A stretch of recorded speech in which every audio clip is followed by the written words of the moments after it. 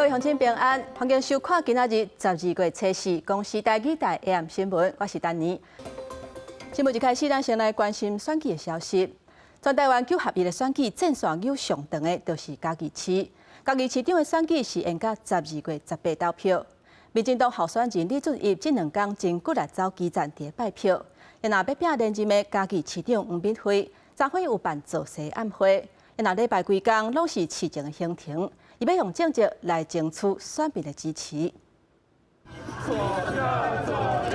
去嘉义市文化公园参加活动，民进党嘉义市长候选人李俊毅家囡仔真欢喜唱跳，伊要拼互嘉义市拿天变极地，透过徛路口、行路拜票、甲庙口开讲者方式争取认同。安国新竹市长当选人高洪安立委办公室前行政主任黄慧文做了约谈，伊正是讲对方捌做过伊的助理，安过伊家己做立委期间，办公室无公积金的制度。 我说得很清楚，在媒体也表达过，当了8年的立委没有公积金制度。那至于高虹安办公室是怎么样，因为现在已经进入检调的调查程序，我们不发表任何的评论。伊表示已经由检调调查，无方便加讲，毋过讲到对手现任市长黄敏惠是火力全开，这期伊迟无要推动65岁以上劳动人增加喙齿的福利，一直到选前才讲会努力争取。 黄敏惠透过市府回现加喙齿补助，只限制低收甲中低收入户，每一关受固定的社福预算。那中央同期，市府未来执行新增加社会福利措施，无扣减一般性补助款，对马上提追加预算案补助加喙齿。新任市长甲候选人的黄敏惠也是行程正满，过来按时办造势晚会，争取支持拜日市走市政行程，用政绩强化选民的凝聚力。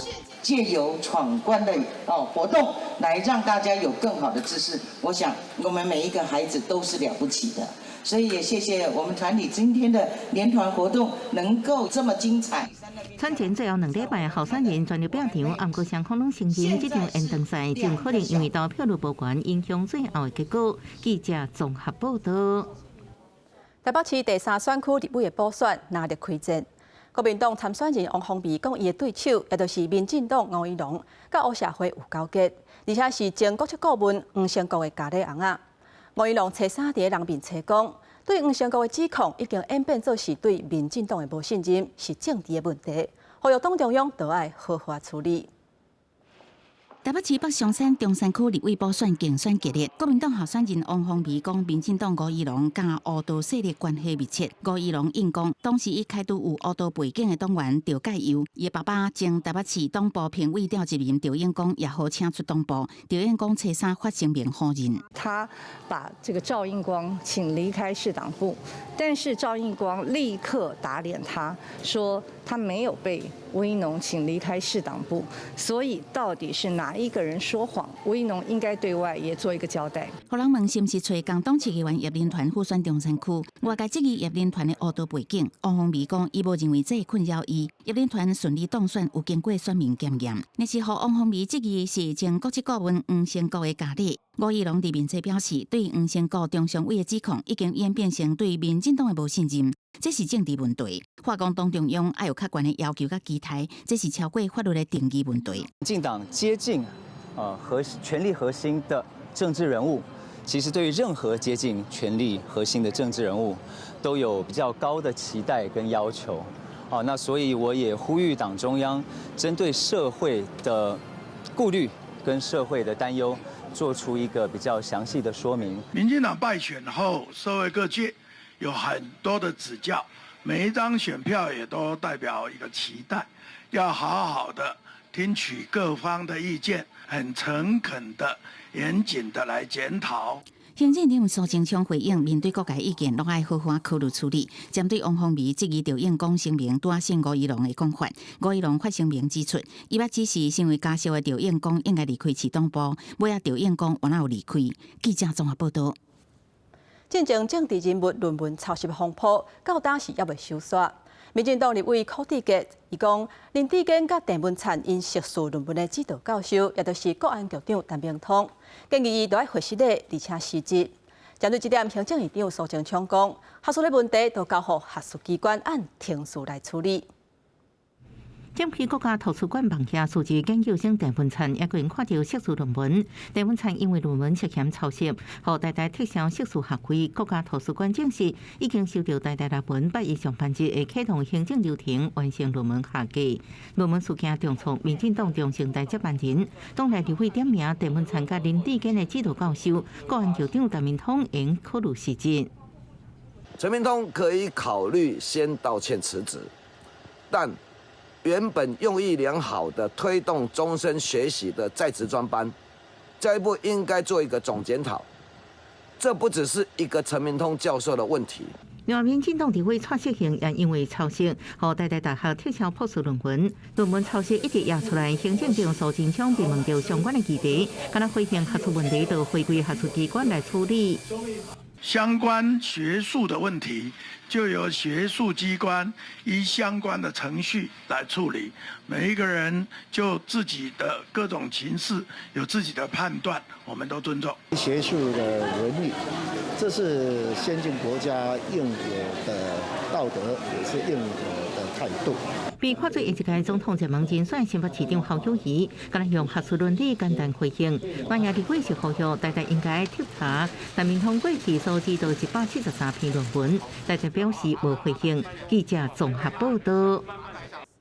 即马新冠本土疫情较长好了后，户外已经会当免挂喙安，不少民众是拢袅袅看，室内当时才会当免强制挂喙安。不过有专家就提醒，寒人也是有感染等呼吸道的疾病，加上中国可能就要解除封锁，到时会有不少台商返来台湾过年，疫情恐惊搁再加悬。所以第2阶段室内挂喙安的规定，专家建议明年3月才来实施。新冠本土疫情倒好，户外喙安令嘛为12月份开始放令。不过有重症加护病房医师，但至今伫人面册铺文表示，喙安的政策放令一半，这边方面有淡薄仔困难。亲像伫自助餐的餐厅，买菜爱挂，食饭唔免挂。不过户外餐车的头家甲人客拢唔免挂，挂喙安那像是一个形象尔。我有慢性病，还是戴着比较好，保护自己也保护别人，反正习惯了嘛。因为现在还是有人在陆续确诊嘛，所以还是会担心。不过有医师是持无同款的看法，因为讲若以新加坡流行的 XBB 新型变种病毒流行的趋势，台湾可能会伫下年了后，也就是1月初6疫情搁举起来，加上中国可能就要解封啊，会有台商返来台湾过年。第2阶段室内喙安令若要解禁，上好伫明年3月份才实施。宣布要解禁之后，可能会来一波指数上升，因为他们的情况是比较特殊，人口又比较多，又有台商那返回台湾的这段期间那对台湾应该还是会造成一些影响。另外，中国赴医感染管制中心副院长吴国斌指出，目前社区也是有呼吸道结合病毒 RSV、副流感甲新冠病毒等问题的传。新正迄卡道又搁是流感的高峰期，建议室内要是爱甲喙安挂好，才会当保护侪岁人甲幼囡仔等等的高风险族群。记者综合报道。台南市环保局今仔日举办临时清洁人员的招考，考生爱跟15公斤的米来回安尼走，通过体能测验。因为这个工课一个月月级挂奖金有3万外，那变做在业的月级会超过4万，所以虽然录取率敢若1成尔，不过真侪人拢有来考试，今年都有3000多人报名。庆声响起，这考生跟15公斤的米袋来回走，希望争取公家的头路。台南市环保局测试开始1连2天招考清洁临时人员，近3000多人报考，其中研究所以上学历都45人。今年整个报考的状况大概有3000多人，那当然扣除掉一些资格不符的，实际应考是2717人。那录取率的话，大概在10%左右。环保局表示，清洁队工作有爱扫涂骹、清水沟啊、环境卫生等，拢需要体力。跟比顶竞速测验是上公平的方式。今年招考上大特色是男女分开体能测验，因为清洁临时人员每个月薪水2万5，清洁奖金8000块，还有机会升正式的队员，一个月收入会超过4万。所以每年招考人拢真多。今年上少年考生是18岁，年岁上大是63岁。工作待遇好啊，这还是来拼看看。对啊，拼看看，可是发觉到体能上还是输年轻人输很多。薪水稳定，对可以让家里面一个好的照顾。广播局强调，这摆要找300人是属于独备性质，有过退休离职欠人而定的。录取人员会依照环保局实际执法，甲录取成绩名次，依照顺序分发进项。在体能测验结束了的2个工作日之内，伫环保局网站公布录取后用名单。记者综合报道。南投县为12月份开始，提老人卡甲特轻车会补助部分的车钱，不过煞受民众反映讲是看有食无。因为客人车安路卡机器无补助，佮规定爱加入车队，历史稳奖的意愿是无悬。官府表示，会辅导业者到解决成立车队的条件，也佮有派车佮欠款等等的问题，就会当提高执行的效率，互民众会当享受这个福利。南投县敬老卡12月开始会当坐计程车，中配每一抓车钱上济补助85块，一天上济4抓。啊，毋过新政策是44天，一寡民众是讲这个福利根本用袂着，因为大部分计程车司机无愿意装这台路卡机，敬老卡无法度使用。我无想要装，啥呐？因为业主费还要再抽2.5%还是3%的手续费啊？哈，无人。银行要做别工的。你要先拿5000块出去的押金，哈，然后每个月要500块的租金，对，然后你来服务这些人。刚开始政府又没有什么补助，什么都没有，你叫人家司机去多花这笔钱干嘛？计程车司机反映，船机爱租金甲押金，政府无补助，所以无啥兴趣。不过南投县政府是讲，目前县内拢总288台计程车，差不多100台有船机，主要是因为提敬老卡叫计程车牵涉到预约派车加欠款的问题，计程车爱先加入车队，不过车队的条件爱150台车，目前要研究调降车队的台数，辅导在地计程车业者成立类车队，才当有效提高装机率。我们目前在辅导成立列车队，那一般规定你要成立车队就是要有150辆，那列车队我们县政府就是说放低标准就是可以50辆以上就可以成立列车队。计程车不方便啊，它排班的很少啊，我这边看。不过，嘛有民众认为计程车数量不够，坐客运才是出外头一个选择。敬老卡坐计程车早拄在推广，各方的意见也未统一，也有待整合意见。记者综合报道。罗惠夫基金会长期关心厝内面部有各样的囡仔，嘛当年举办儿童文学奖，鼓励各校的囡仔为绘本投稿。今年第25届的儿童文学奖以分享为主题，嘛伫今仔日举办颁奖典礼。然后呢，他在大草原上也有看见动物们在搬家。后来他就想说，为什么不能和动物们一人一半？今年3年的曲爱云以动物搬厝的故事做起头，完成这本你一半我一半爱护动物为主题的绘本，也得到罗惠夫基金会的儿童文学奖金奖。另一个今年2年的黄千佑也以分享食米的故事得到银奖。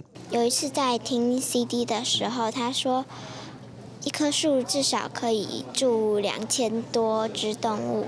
我想，如果把它砍掉之后，那2000只动物能住在哪里？以前有朋友不帮我抬餐桶，那个时候我刚好生病，所以我就想到这个故事，想告诉他们，分享是这么快乐的事。罗惠夫基金会长期关心民行生生有各样的罗干字，也逐年举办儿童文学奖，评选各小学生的绘本作品。今年第25届以分享做主题，有来自全台各县市60件作品参赛。用小朋友自己的话、自己的语言来诉说他们看见的世界，他们理解的尊重差异是什么。我们这套绘本在讲的时候，特别容易引起孩子们的回响，对，因为他们很能够理解这个故事里面讲的是什么，因为用的是跟他们同样的语言。基金会发现，透过囡仔的思考所创作的故事，更加会使互共缘的囡仔了解尊重、友善等等的道理。另外，这届2个得奖的作品，甲过去得奖的绘本同款，也会以成本的介绍出版实体册。记者郭不过张水台北报道。新港文教基金会成立已经满35周年啊！为12月初4开始，基金会少年家甲在地时代做伙合作。用文化展演的方式呈现丰富的在地文化，甲社区营造的成果，带大家做伙来看卖。大家啊，拢看甲流嘴烂，哭哭甜啊！老师伫台顶用台语念绘本的故事，互囡仔听，也佫有念歌的老师替民众说文解字。除了艺术文化的演出，佫有在地农特产品的体验活动。嘉义县新港文教基金会文化平安节，甲35档来累积的成果，展现互民众了解。因为伫咱部做少有台语路的活动，嘿，因拢伫办伫北部，今日新港文教基金会邀请因来，阮就来遮听因讲故事安尼。互恁仔了解讲，阮在地会使出啥物物件，做啥物物件，名产是啥。新港文教基金会表示，当初因为要互庄卡的囡仔会当接受到更较侪文化刺激，所以成立基金会来推广。这届文化平安节有实农教育、艺术表演在地文化的内容，要来展现新港在地多元的一面。那在这次过程里面，其实我们集合了很多的不同的元素。那我们希望可以体验多元文化、教育、娱乐等等的面向，让大家可以感受新港文教基金会35年来的一个成果。除了户外活动，基金会纪念图书馆嘛经过重新规划，佮增加数位的设备。基金会表示，因为善心企业的帮衬，图书馆所来会佮继续增加设备，希望互在地囡仔有佮较完整的学习空间。记者林慧婷嘉义报道。天气报你知，咱做伙来看明仔载各地头的温度。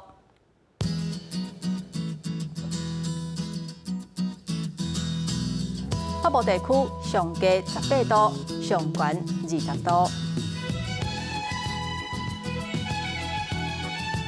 中部地区上低19度，上悬25度；南部地区上低19度，上悬27度；北部地区上低19度，上悬27度。咱来看外岛地区，上低13度，上悬21度。感谢乡亲收看今仔日的 AM 新闻，稍等下请继续收看台湾纪事谱。我是丹妮，明仔载同这个时间，咱再会。